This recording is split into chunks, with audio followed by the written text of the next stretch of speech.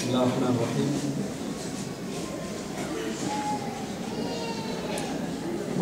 بسم الله الرحمن الرحيم. إن الحمد لله نحمده تعالى ونستعينه ونستغفره ونعوذ بالله من شرور أنفسنا ومن سيئات أعمالنا. من يهده الله فلا مضل له ومن يضلل فلا هادي له. وأشهد أن لا إله إلا الله وحده لا شريك له وأشهد أن محمدًا عبده ورسوله وبعد. أيها الإخوة والأخوات, السلام عليكم ورحمة الله وبركاته. Je remercie comme d'habitude les organisateurs et organisatrices de cette rencontre. Et cette fois-ci, ils nous ont un peu piégés parce qu'ils ont laissé donc le titre général. Et c'est comme si donc chacun d'entre nous donc devons traiter le sujet de la sincérité, donc chacun à sa manière. Mais c'est un jeu très, très difficile, il faut être honnête, puisqu'il y a des choses qui vont se répéter, ce qui est tout à fait normal. Mais nous, comme vous le savez, par respect, lorsqu'on est invité, on répond à la demande comme elle a été faite. Et donc si jamais il y a quelque chose qui se répète, alhamdulillah, ce n'est que la parole d'Allah subhanahu wa ta'ala et de son prophète Muhammad sallallahu alayhi wa sallam. Donc ça peut être qu'un beau rappel pour nous. C'est-à-dire que le rappel est très très important pour nous, comme vous le savez.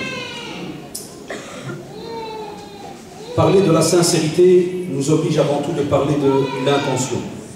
Parce que qui dit sincérité dit qu'on a la base d'une personne qui, subhanallah, va commencer une action. Et lorsqu'il va commencer cette action, il va essayer de faire en sorte, parce qu'il sait que c'est une obligation, de la rattacher à Allah subhanahu wa ta'ala. Et comme vous le savez, l'intention, subhanallah, c'est la parole du cœur.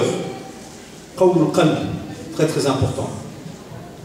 C'est pour ça que le prophète sallallahu alayhi wa sallam, il a rappelé que justement, dans ce corps, il y a une moudra, il y a un caillot.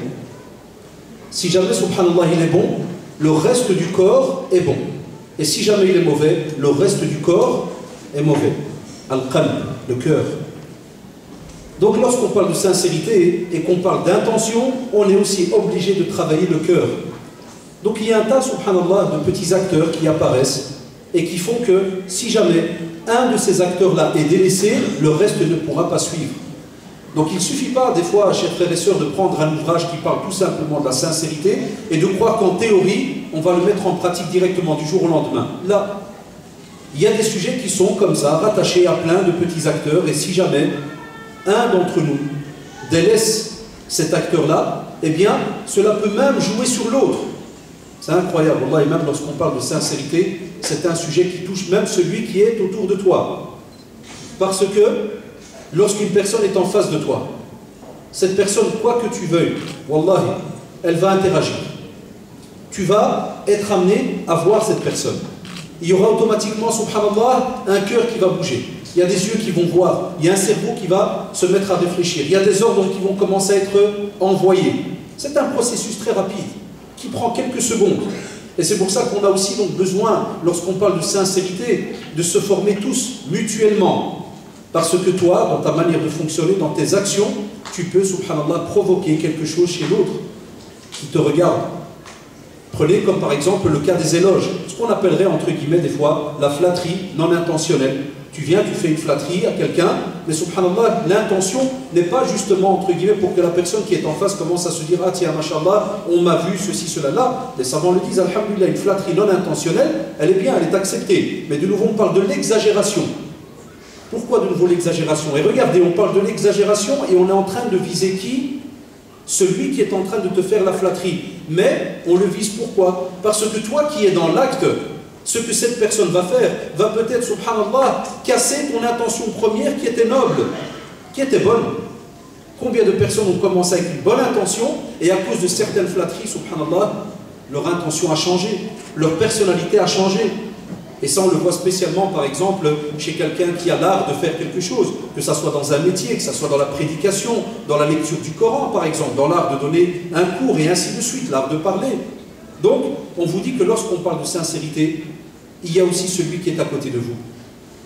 Et tant qu'on ne formera pas chacun d'entre nous, et ça on le voit, subhanallah, dans l'éducation qu'on est censé donner à nos enfants depuis qu'ils sont petits, eh bien, tant que tout le monde n'est pas formé dans ce domaine, on fera toujours l'erreur de croire que la sincérité est un sujet ou une conférence qui ne va directement que à une seule personne. Là, tout le monde est concerné par ce sujet, même lorsqu'on a quelqu'un qui, entre guillemets, pense qu'il ne fait pas une action. Si en faisant rien qu'une éloge, tu fais une action.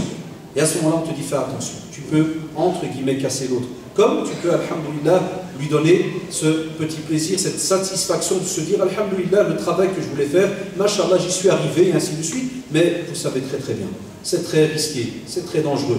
Parce qu'il y a encore un autre acteur. C'est Satan, la'anallah, celui qui s'est juré. Celui qui a dit la je vais m'arranger entre guillemets s'il fallait donner une explication assez large. Je vais essayer de leur embellir les choses, de les avoir, mais de tous les moyens. Il a juré qu'il sera devant nous, derrière, au-dessus, en dessous, à gauche, à droite, partout. Il ne nous lâchera pas. Même maintenant, il est là, chez chacun d'entre nous à sa manière. Et on te dit, subhanallah, étudie entre guillemets ton ennemi, ton ami, comme on le fait, hein. C'est quelque chose de très sincère, mais étudie cet ennemi entre guillemets qui est invisible, qui est Satan, parce qu'il a aussi son travail dans le domaine de la sincérité. Et lui, hasbunallah, il est très sincère.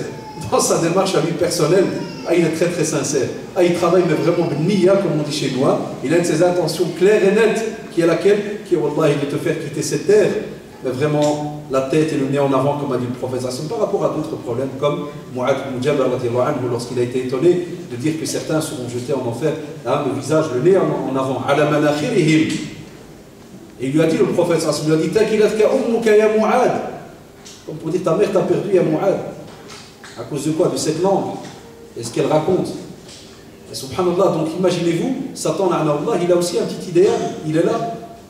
Mais on vous dit, alhamdulillah, l'être humain, s'il est sensé, s'il est clair dans sa tête, et s'il a reçu justement cette éducation depuis qu'il est jeune par rapport à cela, il sait alors, alhamdulillah, que les actes qu'il fait sont automatiquement et doivent être automatiquement voués à Allah subhanahu wa ta'ala. وَمَا أُمِرُوا إِلَّا لِيَعْبُدُوا اللَّهَ مُخْلِصِينَ لَهُ الدِّينَ.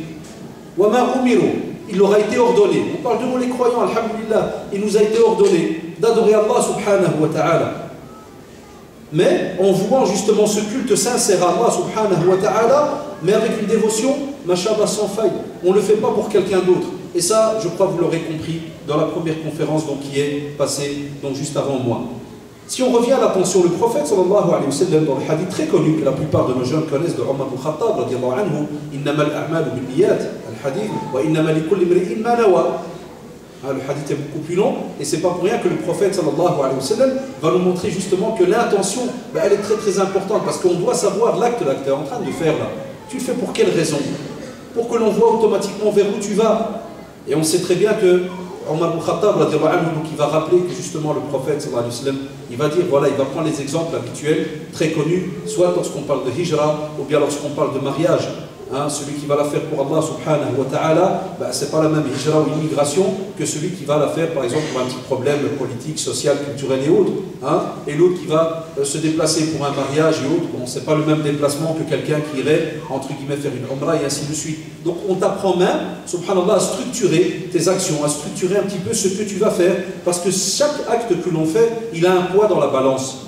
Et c'est pour ça qu'on vous dit souvent et on rappelle souvent de peser un peu nos actions, de les mettre dans la balance. Mettez un peu vos actions dans la balance, ayez cette habitude pour vraiment des fois se retrouver dans ce qu'on appelle un petit décortiquage et se dire tiens, l'acte que je veux faire et que je suis en train de réfléchir là, qu'est-ce qu'il a comme poids auprès d'Allah subhanahu wa ta'ala? Est-ce qu'il est vraiment fait pour Allah subhanahu wa ta'ala ou bien entre guillemets pour plaire aux autres? Qu'est-ce qu'il y a derrière cet acte? Et c'est ce que faisaient les compagnons, et on voit, subhanallah, Mutrif ibn Abdullah al-Shakhir, il dit, rahimahullah, la validité de l'acte dépend de la bonté du cœur, et la bonté du cœur dépend de celle de l'intention. Tout le temps rattacher le cœur à l'intention. Si le cœur est rattaché à l'intention, la sincérité commence alors à se développer. Ça, c'est une condition sine qua non, ya shabab. Rattache toujours le cœur à ton intention. Et là, tu vas voir, subhanallah, tu vas goûter. Wallah, tu vas goûter à l'acte. C'est pas pour rien que les savants vous disent que la foi a un goût. Dhawqul iman, wallah, la foi a un goût. Goûter la foi, justement.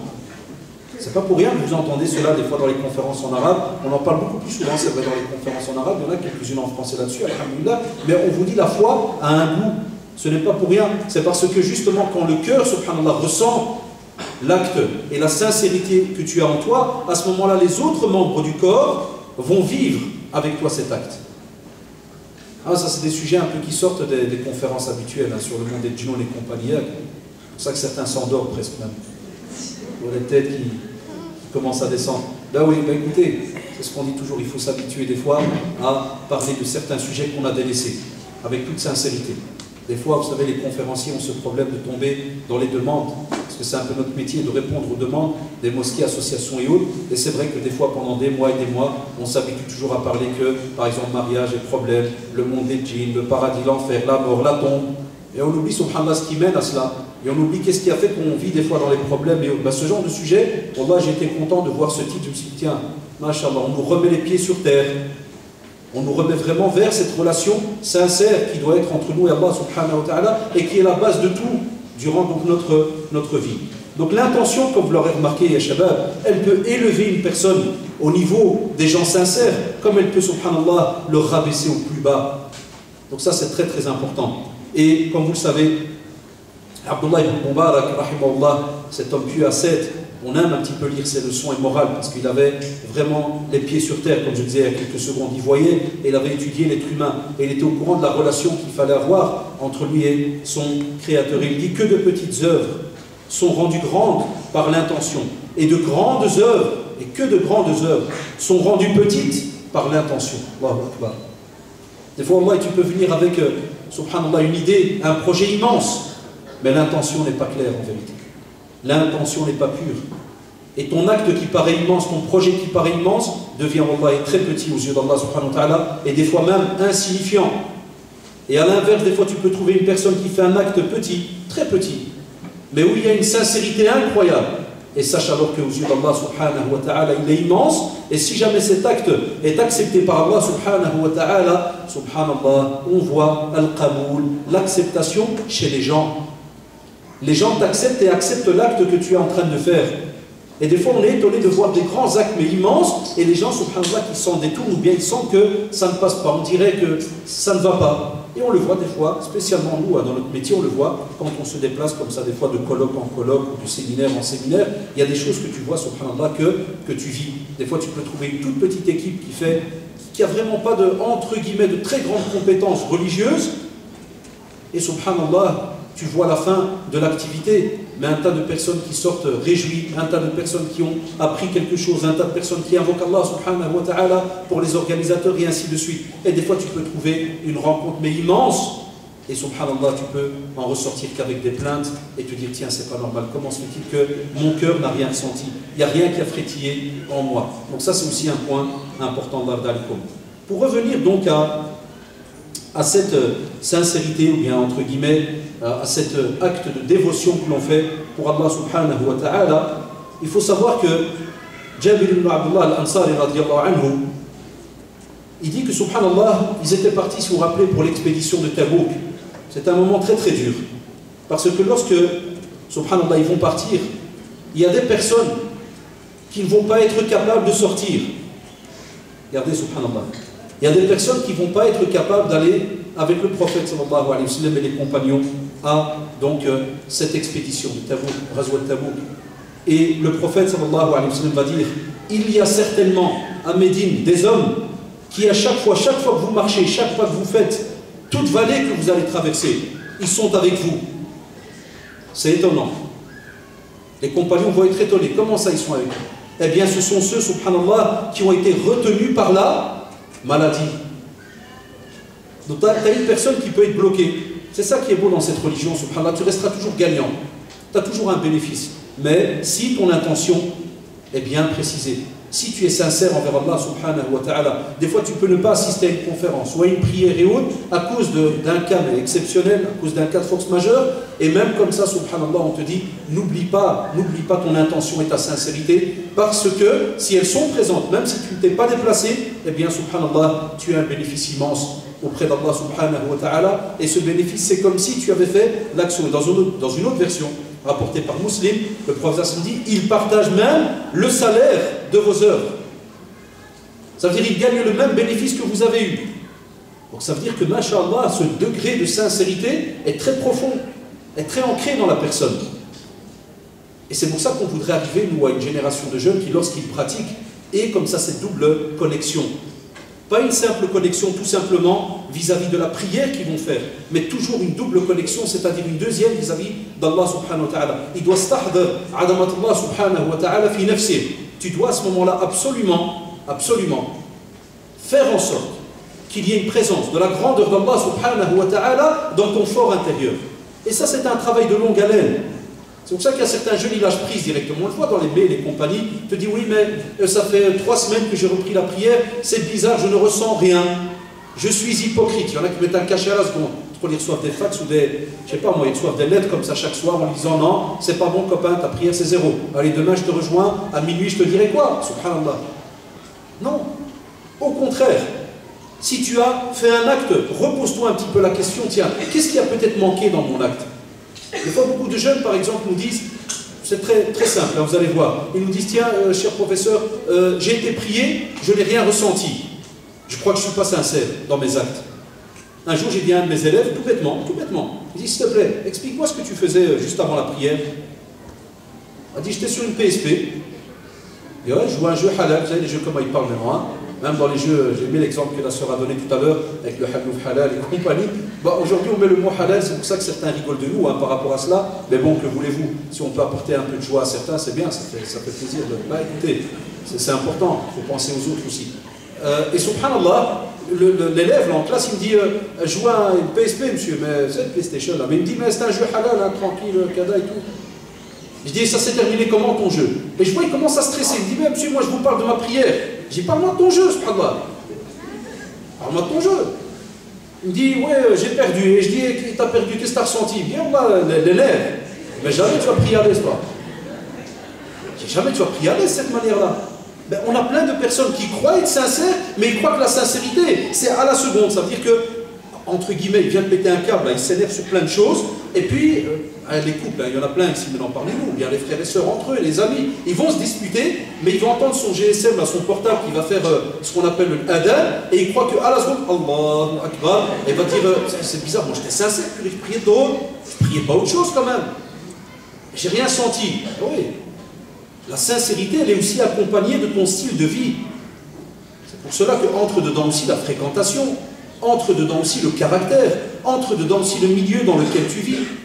Une sincérité ne s'acquiert pas en lisant 2-3 livres, ou comme le pensent des fois les jeunes, et puis ouais mais je lis beaucoup de Coran. Mais de nouveau, c'est la remarque habituelle qu'on fait. Est-ce que tu comprends ce que tu lis? Est-ce que tu le vis? Et ainsi de suite. La sincérité, regroupe aussi un tas de petits acteurs qui sont autour de nous, et qui, subhanallah, des fois on les sous-estime, mais ils jouent beaucoup dans notre religion. Et Tamim Dari, rahimahullah, et radiallahu anhu, a rapporté donc ce très beau hadith. Vous vous rappelez lorsqu'il a dit Ad-dinu nasiha, ad-dinu nasiha, ad-dinu nasiha. قلنا لمن يا رسول الله؟ قال لله ولرسوله ولكتابه ولأئمة المسلمين وعامتهم. Wallah, c'est un très beau hadith par rapport à justement la sincérité. Parce que subhanallah, il va te décortiquer au fur et à mesure qu'est-ce qu'on est censé normalement faire par rapport à la sincérité, mais traduit aussi par le conseil. Et vous savez très bien, ya shabab, ça dans le côté pédagogique, on vous le dit souvent dans la sunna du prophète sallallahu alayhi wa sallam, quand quelque chose est répété plusieurs fois, déjà je dis à nos jeunes, quand c'est répété une fois, ça a déjà un poids immense. Ça, oulala, déjà quand c'est répété une fois, ça a un poids immense, parce que c'est la parole du prophète sallallahu alayhi wa sallam. La yantiqu anil hawa in huwa illa wahyun yuha. Il ne parle que par révélation, le prophète sallallahu alayhi wa sallam. Mais imaginez-vous quand il répète la chose, mais 3 fois, ça veut dire qu'elle a un poids immense. Ça veut dire que le questionnement le jour du jugement dernier, il sera beaucoup plus compliqué. Et ça veut dire que l'effort que tu dois fournir sur terre est un effort, subhanallah, qui doit être continu et il doit y avoir une certaine assiduité. Et la première chose, vis-à-vis d'Allah subhanahu wa ta'ala, ya shabab, comment pouvons-nous parler de sincérité vis-à-vis d'Allah subhanahu wa ta'ala, et la plupart d'entre nous, on ne connaît pas qui est Allah subhanahu wa ta'ala. Wallahi, on ne le connaît pas comme il se doit. Je m'excuse d'être très sûr de moi par rapport à ce point-là, parce qu'on a, alhamdoulilah, nous et les autres professeurs qui sont passés et ceux qui passeront, on a toute une expérience derrière de discussion avec les gens, et beaucoup de gens, on a beaucoup de personnes qui croient connaître Allah subhanahu wa ta'ala. Prenez un simple exemple. Walillahi al-asma'ul husna. C'est Allah subhanahu wa ta'ala qui appartient les plus beaux noms, comme il l'a dit, subhanahu wa ta'ala. Combien de noms d'Allah subhanahu wa ta'ala on connaît? Je parle du par cœur, on va commencer par le plus facile. Il ne faut pas compliquer les choses. Combien est-ce qu'on connaît par cœur? Combien de noms est-ce qu'on connaît le sens? Combien de noms d'Allah subhanahu wa ta'ala on en connaît le sens et on les vit, on les accepte? Combien? Je donne un simple exemple. On est tous sincères ici, n'est-ce pas? Prenez Ar-Razzaq. Ar-Razzaq, celui qui donne les biens. Je vais un peu faciliter les choses. Celui qui te pourvoit en bien. Combien sont étudiants parmi nous? Combien arrivent, entre guillemets, à la dernière année là, de leurs études et ils stressent un an à l'avance et ils t'envoient des fois des mails en te disant « Cher frère, ça va mal, il y a la crise. 5 ans que j'étudie en économie, apparemment c'est le domaine économique qui est foutu. Si je l'avais su, j'aurais fait en informatique. » Et comme Wallah, j'en ai comme ça à l'appel, plein. Et quand des fois, subhanallah, tu renvoies un simple mail en lui disant « Qui est Ar-Razzaq ?» Je le mets exprès des fois en phonétique. Il te renvoie « J'ai pas compris. » Style, est-ce que vous êtes trompé? Wallahi. Parce qu'on a beaucoup appris la religion en français. Beaucoup parlent de religion, mais en français. Et moi, je me dis toujours, c'est pour taquiner nos élèves. Je leur dis, Wallahi, tu n'arriveras à un certain degré de sincérité que lorsque tu passeras à la religion, mais en arabe. Je m'excuse, hein, des fois je suis un peu trop peut-être dur par rapport à cela, mais tant que tu ne passeras pas à l'arabe, Wallahi, tu ne pourras pas acquérir une certaine sincérité. Pourquoi? Parce qu'il y a des choses que tu ne vas jamais pouvoir lire ni vivre. Donc ça te manquera dans ta vie, quoi qu'il arrive. Même lorsque tu lis le français en phonétique, le Coran en phonétique, et que tu lis un peu le sens en français, il te manquera toujours un petit pourcent. Tu es sincère, ça ne veut pas dire que je rabaisse tes actions, loin de là. Mais il y a des choses que, subhanallah, tu pourrais faire encore mieux que ce que tu étais en train de faire si tu avais justement la langue du Coran, si tu avais l'arabe. Et on le voit, c'est un gros manque. Et à ce moment-là, subhanallah, on revient vers le prophète sallallahu alayhi wa sallam, et on te dit, vis-à-vis d'Allah subhanahu wa ta'ala, apprenez qui il est. Et si tu veux que ta sincérité augmente, sache que Allah subhanahu wa ta'ala, wallahi, il n'a pas besoin de toi. Déjà ça te calme. Il n'a pas besoin de toi. Mais, c'est ce qui va maintenant vous remonter le moral entre guillemets, il t'a donné l'opportunité de l'adorer. Il n'a pas fait de toi un chat, ni un rat. Non, alhamdulillah, ça il l'a donné à d'autres. Et toi, subhanallah, il a fait de toi être humain. Ah, ça on n'y pense pas des fois. Ça on est tellement à l'aise par rapport à ce qu'on a comme bien, comme vie et autres, qu'on croit que tout est déjà acquis, c'est à l'aise. Non. Non, wallah, et tu dois des fois le matin ou bien la nuit quand tu es seul, tu dois pleurer, Ahmadallah, dis alhamdulillah, ya Allah, que tu m'as choisi pour être un de tes adorateurs. Et tu vas voir comment ça va régler des fois ta sincérité et ta manière de fonctionner vis-à-vis d'Allah subhanahu wa ta'ala. Parce qu'on croit que tout est à l'aise. Des fois je dis aux élèves, t'es musulman? On fait, ouais, c'est normal, monsieur. Ah, normal, ouais. Ouais, normal. Ah, j'aime bien ces réponses-là. Moi, c'est là-dessus que je m'abreuve, là, parce que c'est des réponses sincères. Qui te donne alors l'occasion de retravailler la question. Ouais, c'est normal, c'est normal. Et si demain Satan te balaye, tu te retrouves dans l'autre côté, tu vas te dire, c'est normal?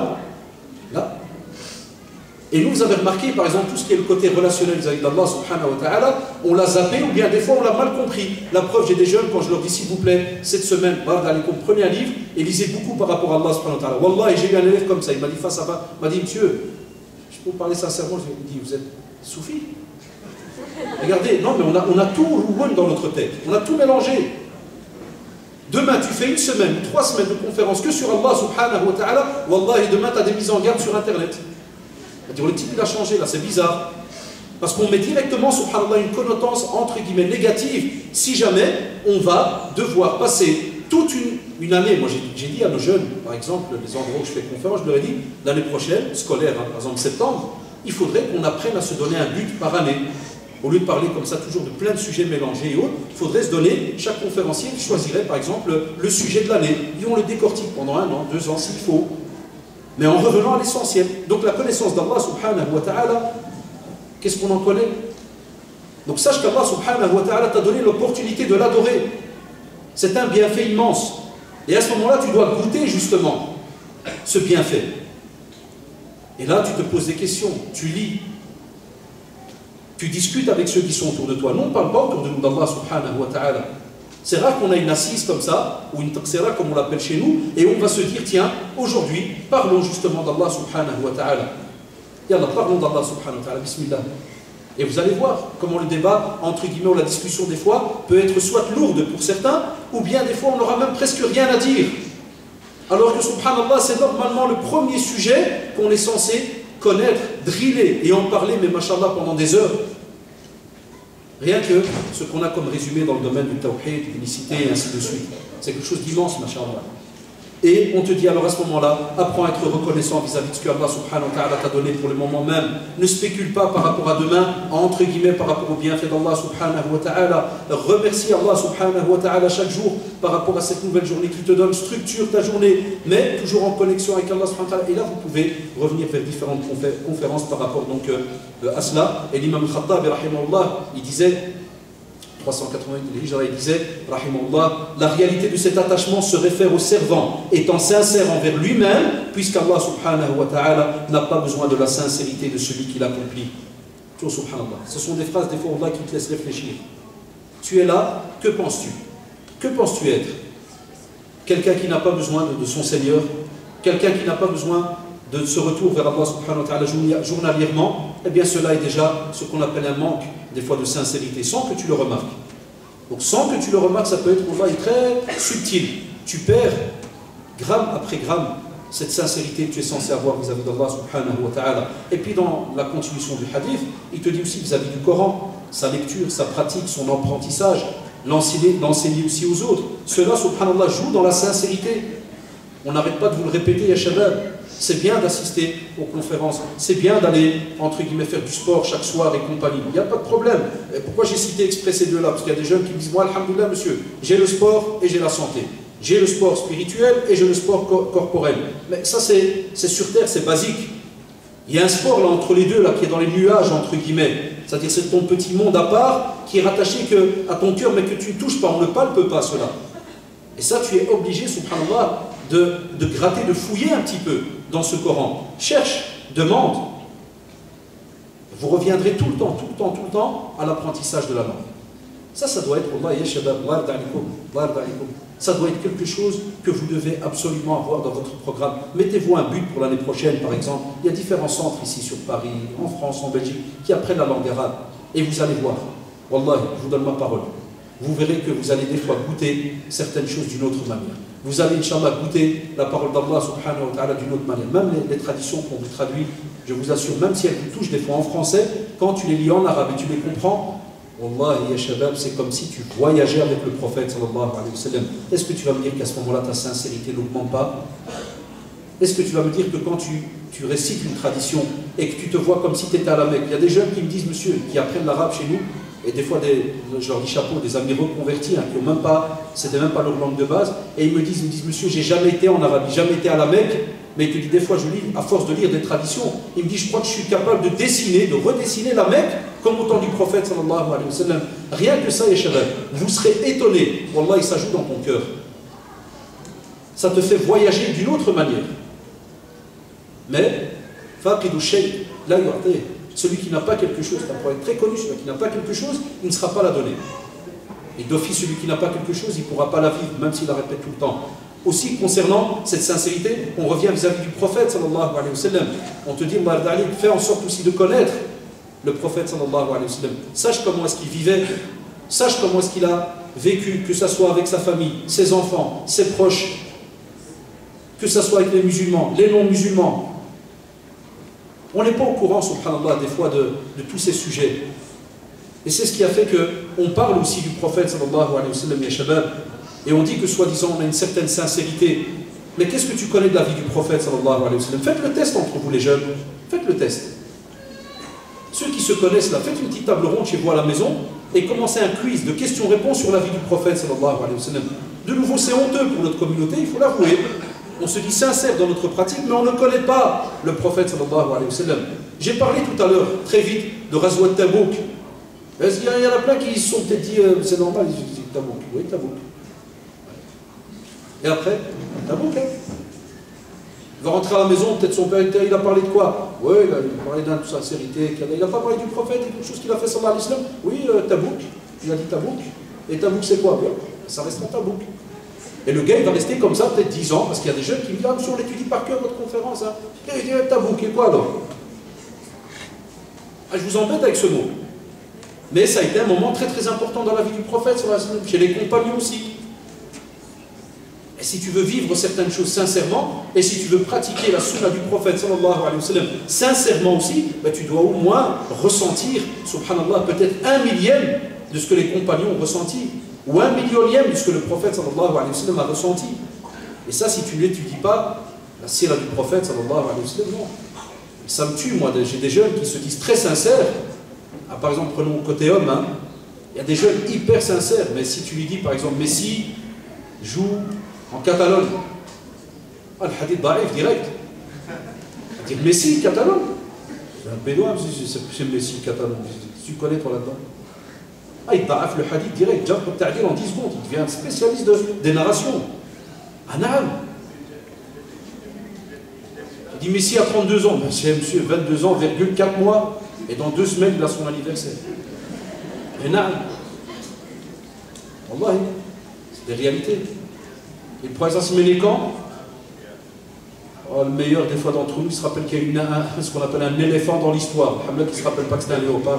Il dit, c'est pas une affaire d'éléphant, monsieur. Moi, j'ai des élèves de 18, 20 ans.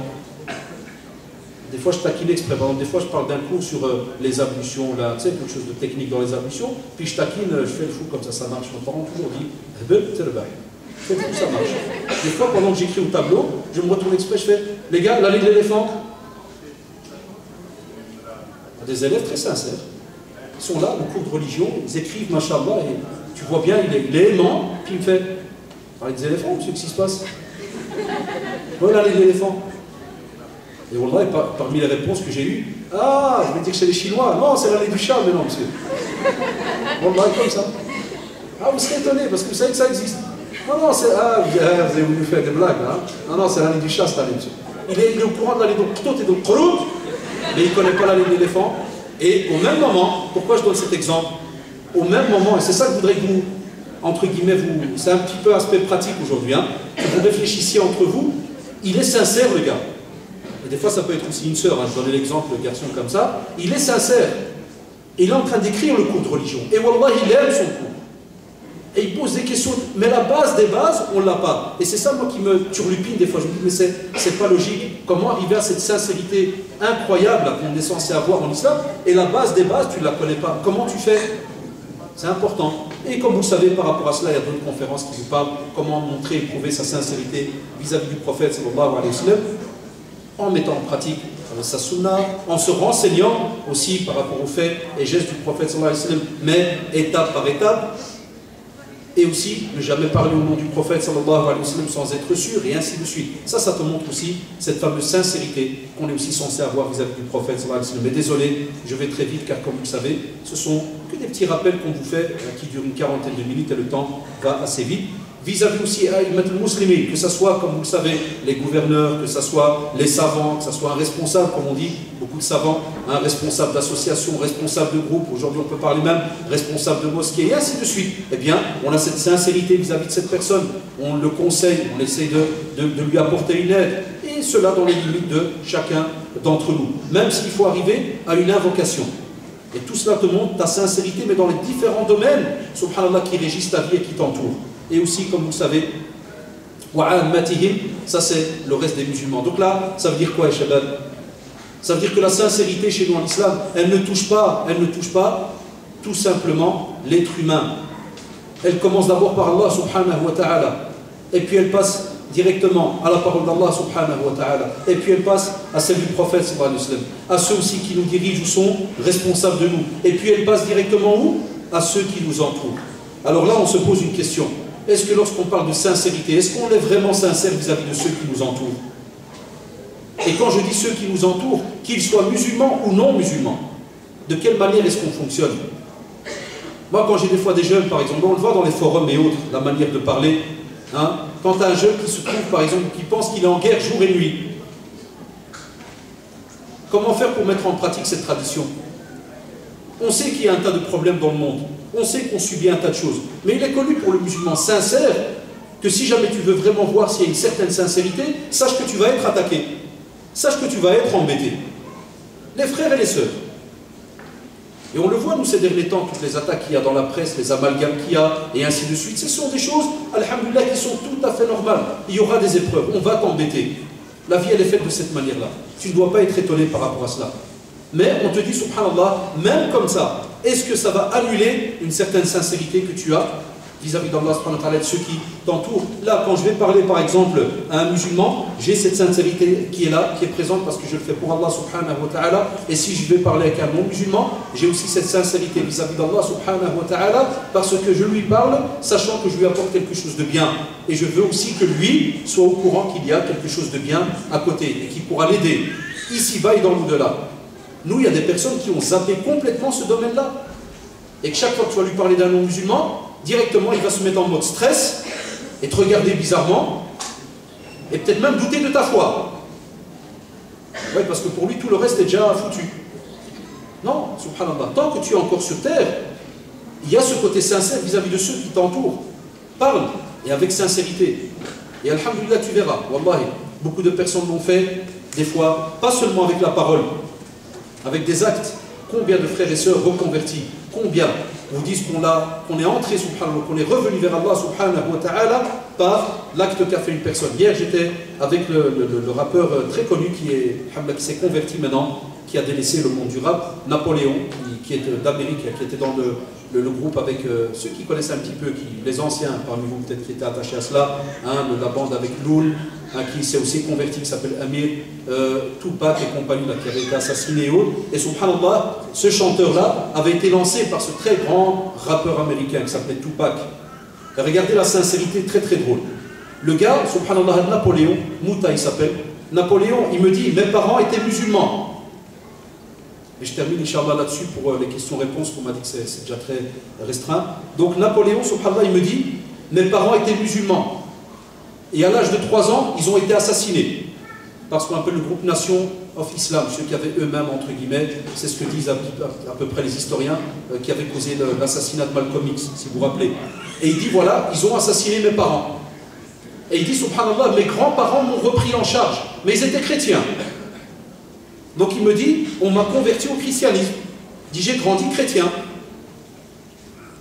Et il dit, j'ai commencé à rapper, ceci, cela, j'ai perdu un tas de frères prison et autres. Et subhanallah, pour résumer l'histoire, il dit à un certain moment, donc il rencontre le fameux Tupac, là, ce grand chanteur, et il dit, voilà, il m'a dit, ah tiens, tu as une belle manière de parler, d'écrire ceci, cela, je vois en toi un très grand chanteur.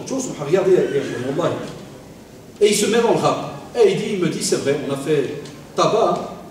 Il m'a dit, j'ai eu tout ce que je pouvais imaginer, comme argent, comme maison, voiture, femme, tout. Vous savez, ce monde-là, de la musique. C'est pour ça qu'on cite exprès le mot femme, parce que les jeunes savent de quoi je parle. Mais il me dit, wallahi, cher frère, je dormais tout le temps très mal. Il me dit à un point où j'étais obsédé par la mort. Parce qu'il me dit, au même moment, celui qui m'a lancé dans la musique, Tupac, ne pensait qu'au suicide. Alors que lui, il était comme milliardaire, le gars. Jusqu'au jour où lui-même va être assassiné. Il me dit, son assassinat va commencer à me faire penser à la vie et à la mort. Et il dit, regardez, alors qu'il me dit, je suis encore chrétien. Il dit, je commençais à me dire, tiens, mon copain là qui est mort, qu'est-ce qui se passe sous terre? Vous allez me dire, tu sais que tout est pardonné, au revoir, il n'y a plus rien. Il me dit, ça me bloquait. Il dit un jour, écoutez bien, il y a une bagarre. Subhanallah. Regardez la sincérité. Pas la sincérité spécialement du frère Napoléon, non, parce qu'il me dit, j'étais encore loin, moi. Il me dit, il y a une bagarre, il y a un musulman qui passe. Et qu'est-ce qu'il fait? Pas qu'il les laisse. Il me dit, wallah, il est venu entre nous deux, et il a séparé. Et il nous a dit quelques paroles en anglais. Il dit, subhanallah, il me dit, ça m'a ébranlé. J'ai commencé à le regarder. Puis en parlant avec lui à côté et tout, il m'a dit, écoute, t'es le bienvenu. Mais il me dit, moi, j'ai grandi dans la haine des musulmans. Il ne fallait pas me parler des musulmans, parce qu'ils avaient tué mes parents. Mais il m'a dit, je me suis dit, tu sais quoi, écoutez bien, wallah, drôle d'anecdote. Il dit, j'ai rassemblé avec moi une trentaine de copains, parce qu'il croyait que ce musulman, il l'a tiré pour aller le tuer à la mosquée. Wallah, il me dit, j'ai rassemblé une trentaine de copains. dit ça après, hein, il me dit armé. Il me dit, on a dit, tu sais quoi, on va aller rendre visite à cette fameuse mosquée là où il m'invite. Et il me dit, subhanallah, je vais à la mosquée et je vois un apaisement incroyable. Je vois des gens cool, assis, normal, kada. Et il me dit, je discute avec le frère. Et c'est là qu'on vient à ce mot sincère. Il me dit, ce frère m'a marqué à vie parce qu'il me disait des paroles simples, mais il me dit, wallahi, elles allaient droit au cœur. Et ça me rappelait, subhanallah, Ahad Mashaykh Rahimullah qui est décédé il y a longtemps, qu'on avait comme professeur au centre islamique, Cheikh Sadr Sharaf Rahimullah. Il disait une drôle de phrase, il disait, quand les paroles viennent du cœur, elles vont directement au cœur, elles sont sincères. Mais quand elles sortent que de la bouche, elles vont qu'aux oreilles. Elles rentrent par là, elles sortent par là. C'est incroyable. Et après, il me dit, c'était l'heure de la prière. Et il dit, je sentais, wallah, j'avais envie de me lever, d'aller prier. Et il dit, qu'est-ce que je dois faire? Il dit, tu n'as rien à faire que de nous suivre. On monte, tu montes, on descend, tu descends. Et il dit, ah, vous allez devoir descendre. Il dit, oui, à ce moment, tu vas coller ton front. Et il rigole, il dit, jamais de ma vie, je n'avais collé ce front par terre. Et subhanallah, il me dit maintenant, l'endroit où je suis le plus heureux, où je sens le plus de sincérité, il me dit, Akhi Rachid, c'est quand je colle mon nez et mon front au sol. Après une simple parole sincère venant d'un frère qui lui dit, viens, visite notre mosquée. Ok, Shabab. Et après, donc, alhamdoulilah, il s'est converti. Et maintenant, donc, hier à la rencontre, il parlait avec nous même un petit peu en langue arabe, il suit des cours d'arabe. Regardez, on a fait conférence ensemble à Montréal, au Canada, au mois d'octobre. Donc, mashallah, regardez, il y a comme ça des actes que l'on peut faire. Les Ikhwan venant et chers sœurs, venant du cœur avec sincérité, et subhanallah, il y a un bénéfice incroyable, incroyable que vous pouvez donc retrouver, que ça soit, comme on le dit, autour de vous ou dans votre vie, d'abord en premier lieu. Il y a, comme vous savez, beaucoup de choses à dire, mais un dernier point, le comportement. Sincérité rime aussi avec comportement. Si tu es quelqu'un qui, par exemple, fait de la médisance, wallahi, tu ne pourras jamais être sincère. Même si tu pries 5 fois par jour, que tu peux faire ce que tu veux, mais tu fais de la médisance, tu parles sur le dos des gens, tu te délectes, wallahi, tu pourras arriver à une certaine sincérité. Impossible. Parce qu'il y a des actes qui sont là et qui cassent justement la sincérité. On y est, frère? Chers frères, c'est l'heure? C'est l'heure, hier? Oui. Donc le comportement, comme on l'a dit, est quelque chose de très, très important. Et dans les questions, il y a quelques questions, parce qu'on n'a qu'une dizaine de minutes, Inch'Allah. On verra un peu l'aspect pratique que vous avez besoin. Vous savez, il y a beaucoup de choses à dire, mais alhamdoulilah, c'est pas pour rien, je les remercie. Ils ont invité plusieurs conférenciers, donc chacun, avec ce que vous avez entendu, maintenant c'est comme des wagons que vous placez là, hein, d'accord? Il y a la sœur qui est passée donc, en premier, qu'Allah la protège et qui lui il y a eu un frère en degré. Et puis il y a eu le frère aussi Ismaël, hein, n'est-ce pas, qui est passé juste avant aussi la sœur. Et puis il y aura le professeur Dr Hani Ramadan, qui va passer juste après. Il y a encore plusieurs. Alors collez ces petits wagons l'un derrière l'autre et vous aurez, je crois, Inch'Allah, à la fin de cette soirée, un grand sujet qui est quasi ce qu'on appelle un des sujets les plus importants dans votre vie, qui est la sincérité. Qu'Allah subhanahu wa ta'ala nous donne et vous donne à tous la sincérité dans la parole et les actions. Qu'Allah vous protège. Barakallahu fik. Donc j'ai une première question. J'ai besoin de savoir si la peur de mourir, l'envie de rester ici le plus longtemps, est-ce que c'est un signe de manque de sincérité? Moi, je te dirais, et je te poserai une simple question, parce que c'est déjà arrivé à quelqu'un. Dans le temps, on a des traditions là-dessus.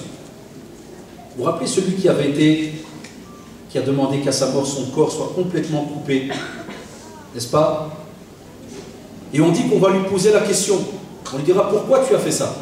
C'est-à-dire il a été comme si on va couper le corps là, en plusieurs morceaux, on va le brûler comme quelqu'un aujourd'hui irait incinérer son corps, et il va jeter dans tous les points cardinaux du monde une partie de son corps. Et on lui demandera, pourquoi tu as fait cela? Et tu trouveras comme réponse la peur, la crainte de la rencontre d'Allah subhanahu wa ta'ala par rapport à ce qu'on a fait sur cette terre. Il y a comme ça des gens sincères qui ont peur de mourir parce qu'ils se disent, wallahi, j'ai été un serviteur d'Allah subhanahu wa ta'ala, mais très faible. Et il a peur de rencontrer Allah subhanahu wa ta'ala de peur que ses bagages, la meilleure des provisions est shabab, la crainte d'Allah subhanahu wa ta'ala. Et des fois on peut avoir des personnes qui ont peur de mourir, c'est un ijtihad qu'ils ont, c'est un petit effort d'interprétation dans leur tête. Et ils se disent, si je meurs avec ce petit bagage que j'ai peur qu'Allah subhanahu wa ta'ala me fasse, entre guillemets, goûter le châtiment. Et on te dira le contraire. Si jamais tu as cela, rappelle-toi la parole d'Allah subhanahu wa ta'ala. Qul ya ibadiya alladhina asrafu ala anfusihim la taqnatu min rahmatillah. Ma tquntush. Jamais, jamais, chers frères et sœurs, ne désespérer de la clémence d'Allah subhanahu wa ta'ala. Toi, fais ton travail. J'aimais bien cette parole qu'un jour un cheikh, il dit qu'on est venu chez lui. On lui a dit, un cheikh, le prix du blé a augmenté. Il leur a dit, Wallah,